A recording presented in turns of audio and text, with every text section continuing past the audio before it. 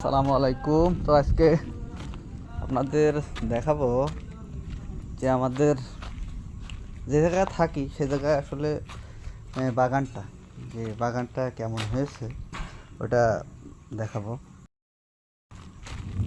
এই যে পুঁইশাক অনেকগুলো এখানে হয়েছে, এখান থেকে উঠায় অন্য জায়গায় লাগাই দেওয়ার দরকার। ঠিক আছে, এবার এখান থেকে দেখি কোথায় লাগানো যায়। এই যে ভেন্ডি মানে কি ঢেঁড়স গাছ এখানে আছে, যেন ঢেঁড়স। এগুলো ধনিয়া গাছ।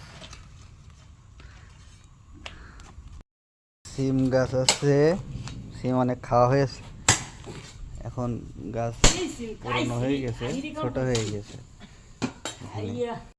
এই যে এখানে হচ্ছে এগুলো ধন্দল গাছ আর লাউ গাছ। পুঁইশাক গাছগুলো আসলে খুবই সুন্দর হয়েছে, যে কি বড় বড় পাতা, একটা পাতাই যে মনে হচ্ছে হাতির কানের মতো। আরও কিছু কেটে খাওয়া শেষ। এই যে পরে এখান থেকে আবার পুঁইশাকের হচ্ছে আপনার বেরোচ্ছে এখানে। এই যে সব জায়গা থেকে বেরোচ্ছে, এই যে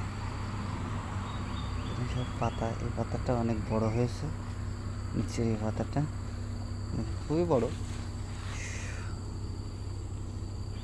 খুব সুন্দর।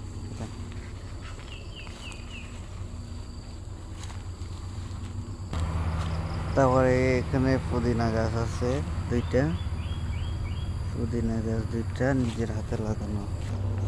এখানে কুমড়া গাছ আছে কয়টা, কুমড়া গাছগুলো অনেক সুন্দর হয়েছে।